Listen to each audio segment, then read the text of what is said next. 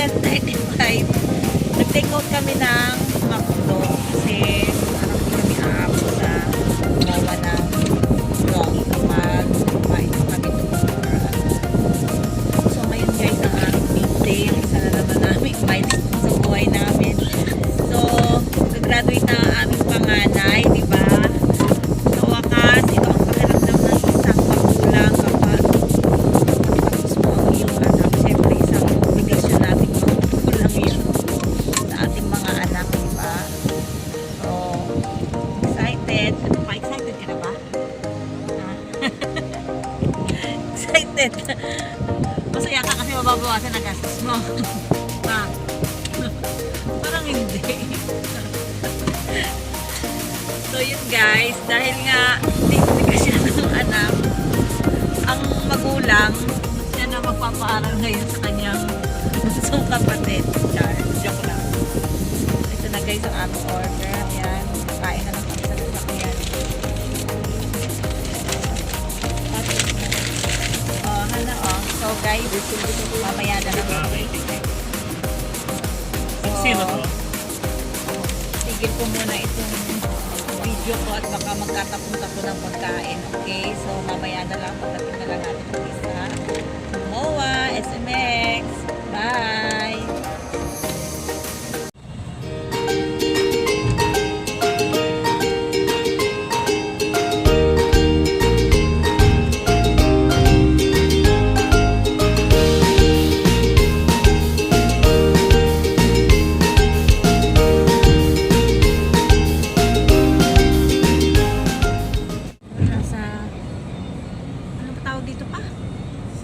Skyway na kami. Yun. Nasa Skyway nga pala kami guys. So, medyo na-traffic kami kanina dun sa toll. Pero kung bakit medyo mabagal yung by the way na. By the way, unat nga pala ang boat. Bagay ba guys? So, minsan lang talaga ako magpaunat ng buhok kapag may mga occasion dahil syempre, love your own. So, I love my own kulot. Bihira lang ang may kulot na buhok. Diba lahat unat. Pero ako kasi mas gusto ko yung may pagka-volume yung hair ko. So ngayon guys ay nagpaunat ako kasi nga graduation ng anak ko. So special ito talaga sa akin. So yun guys, comment down below kung bagay sa akin ang unat na buhok. Bagay ba pa? Sa daang katumingin, huwag sa akin. Okay. So yun guys, excited na ang lahat. Kompleto kami ngayon. Nandiyan si Hana. Support sa atin niya, taga-picture. At ayun yung ay naman sa vlog. So, Hana. So si Hana, gagraduate naman siya sa 21. So K-12 na rin siya. At graduating na rin siya ngayong year na to.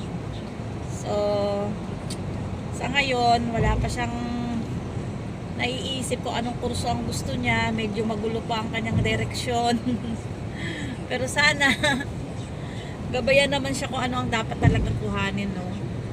Sa pagkuha naman ng kurso kasi, yung talagang, yung passion mo talaga eh. Hindi na napipilitan ka lang eh. Nagsalita. Pero ako guys, pinilit ko si Audrey na sana accounting ang kuhanin niya. Kasi, feeling ko dati, alam niyo yun, ang daling mapasok sa trabaho kapag accounting graduate ka or mas related sa ganong kurso. Kasi guys, kung hindi nyo natatanong, ako kasi ano ako eh. Wag na nga. Pa ikaw ano ka? Nakagraduate ka ba?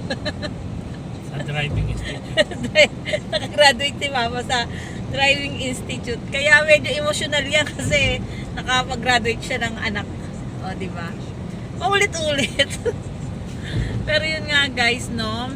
Siguro lahat makaka-relate sa akin na kapag ikaw naman ay hindi talaga I mean yung limited lang yung resources mo, tapos yung sahod mo, yung kita mo na pupunta sa tuition ng anak mo, talagang masasabi mong napakahirap magpaaral sa panahon ngayon.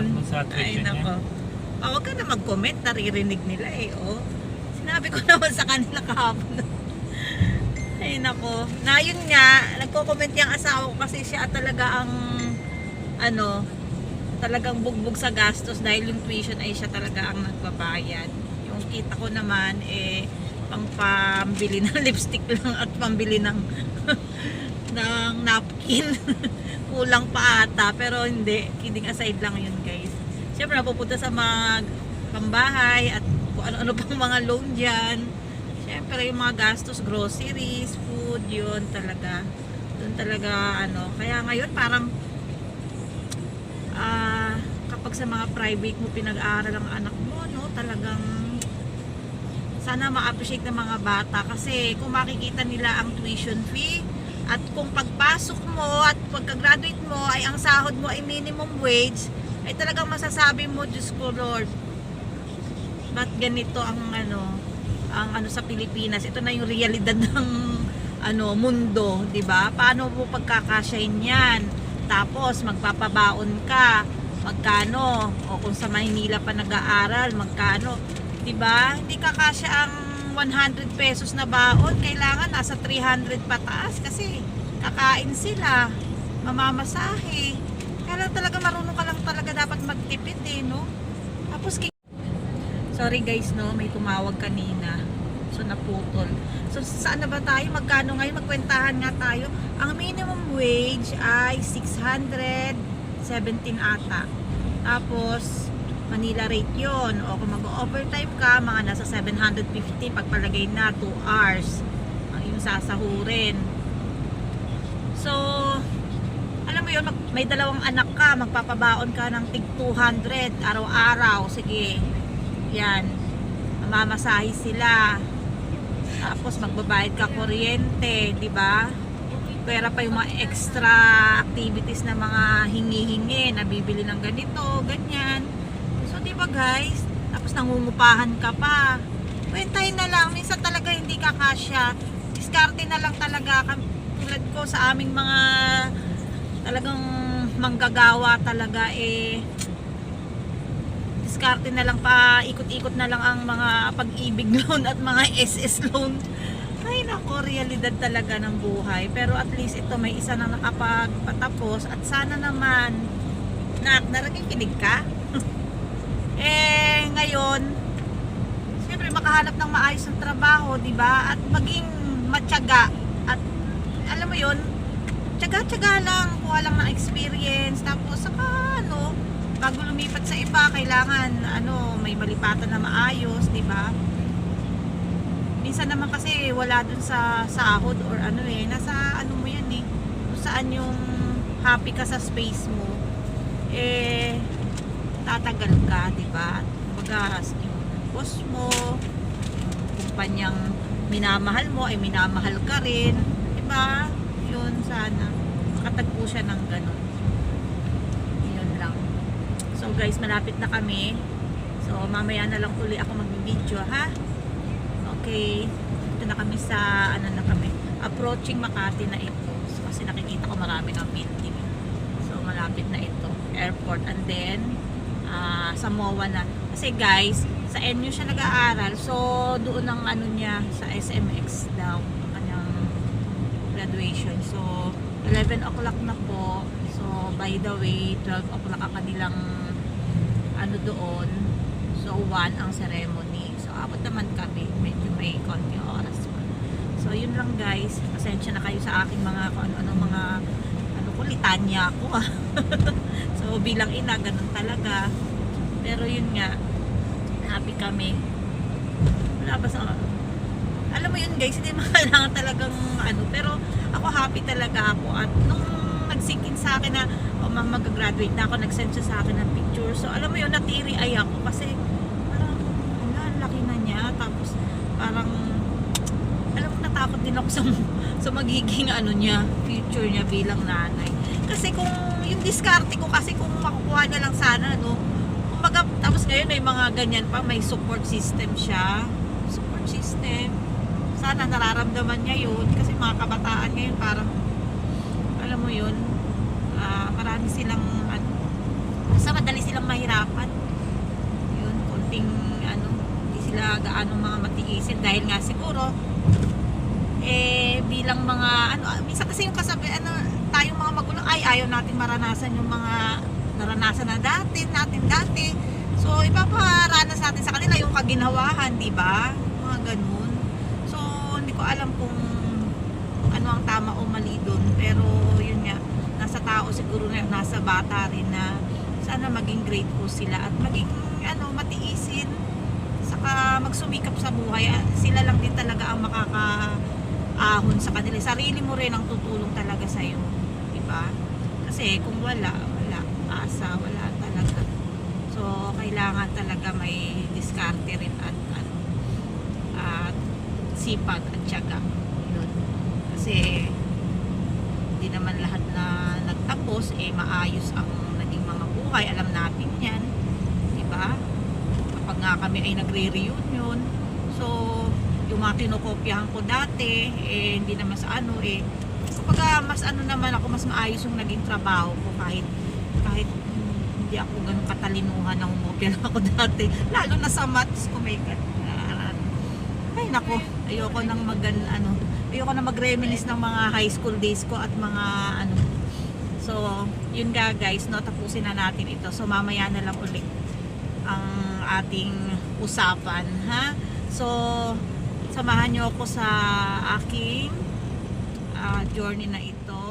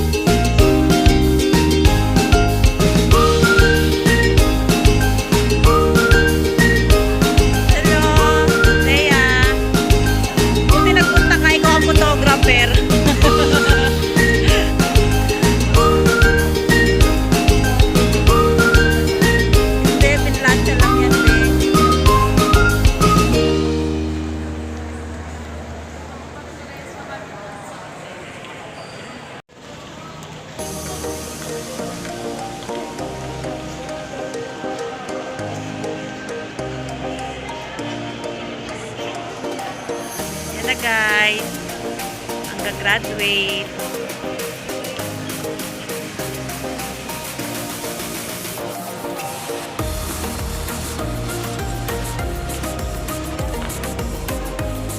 Guys, madami na yung mga parents.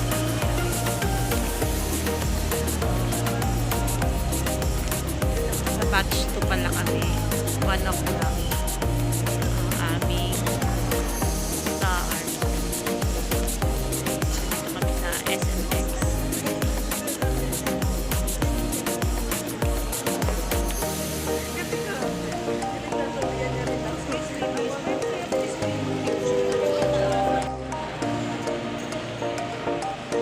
Pa, may pabulaklak ka pa. Sa akin na mababot yan? Ikaw abot mo sa anak mo. Ano ba? Oh, yan. Congratulations. Oh, picture kayong dalawa. Pa-picture tayong tatlo.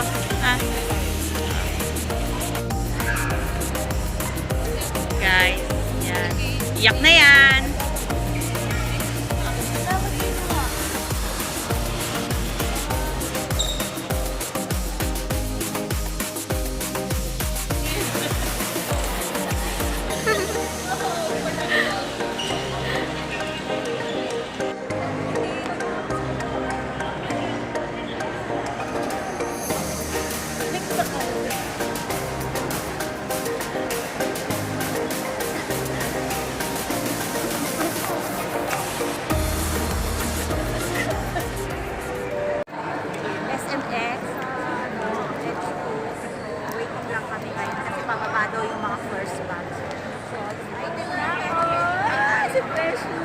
Nagtatrabaho na sa kanya namin ng Richard.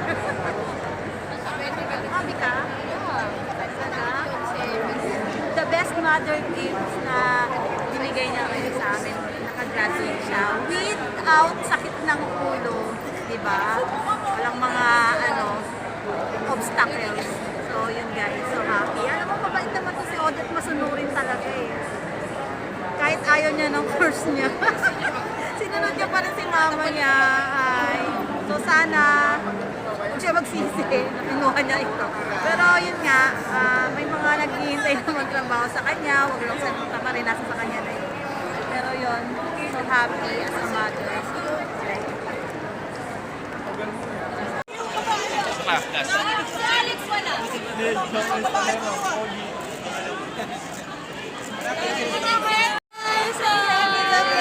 So ano na balak? Ano balak after nito?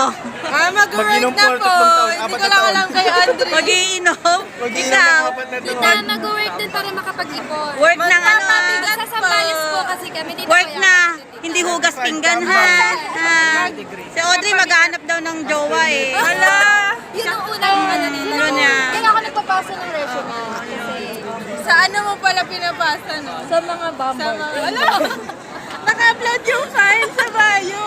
Dito 23 na kasi single pa rin ang iyong princess. 23 na, tita. Hayaan mo siya. Basta, hindi obligasyon sa magulang ha, pero pagmamahal, pag nagbigay ng unang sahod, tandaan. Pagmamahal tawag doon, hindi obligasyon. Para unang sahod lang po ba, tita? Okay na po. Alam nyo ba, guys, ito yung mga talagang anak-anakan ko sa bahay. Ang pabigat sa bahay ni tita. At sarap na sarap sa mga luto ko, hindi ko alam kung bakit. Ay, ito, ito naman ito. Yan na, sige na, mamaya na. Yan na guys, punta na sila sa mall.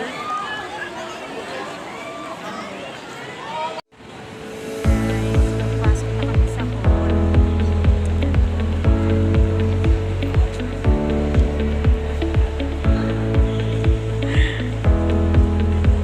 Ay, mo. Si mother na mukhang 50 lang. Diyos ko. Same to you po.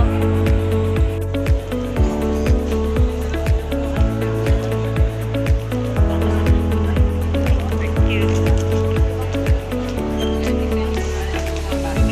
Po kami sa loob ng mall.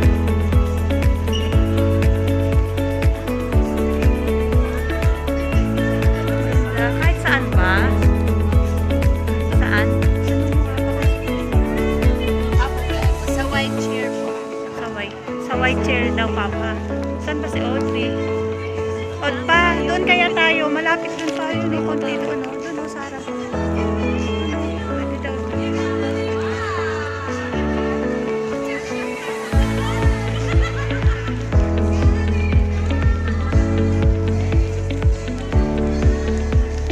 Sa gilid na. Kaya nga, ito. O, dito na lang tayo. Medyo malapit.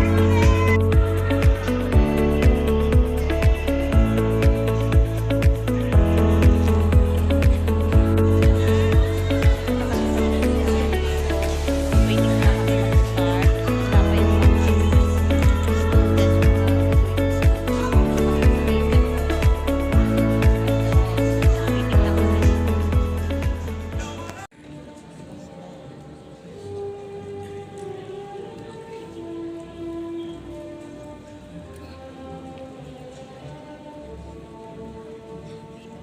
Tapos Kinilitan. Bachelor of Science in Accountancy. Bachelor of Science in Accounting Information System. Bachelor of Science in Business Administration, major in Financial Management. Bachelor of Science in Business Administration, major in Marketing Management. Bachelor of Science in Management Accounting. yan, so. And Bachelor of Science in Real Estate Management. The candidates have successfully completed all the academic requirements as prescribed by the Commission on Higher Education, Republic of the Philippines. Mr. Almon C. Nova, Dean of the College of Computing and Information Technologies.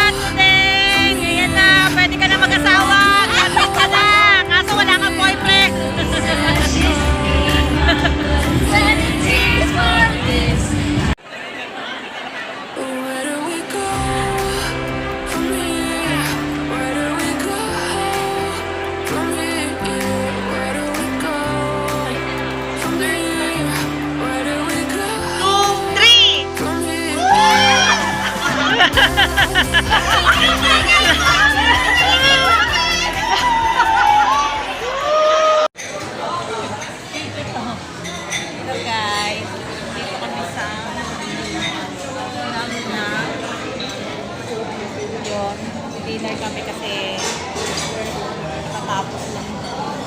Graduate. So, nandito kami, medyo maingay guys. So, yun. Pauwi na rin kami after nito. Siyempre, uwi pa kami ng Bulacan. Sana hindi traffic kasi. So, natapos na rin ang graduation at may maganda siyang balita sa akin dahil today daw ay kalalabas lang ng civil service. So, nakapasa siya guys. Happy ako. Grabe. Sobrang happy. Kasi ako guys, saka ko naikwento. Nung nag-take ako noon, naku, tatlong take. Exact. Ayan, sinabi ko na. So, siya isang take lang. So, congratulations, Audrey. So happy si Mami for you. Isa sa mga pangarap ko ay tinupad mo ang makapasa sa civil service. Siyempre, at least, pwede kang pumasok sa government at saan-saan pa dyan. Basta, happy ako pa. So yun guys, kain ko.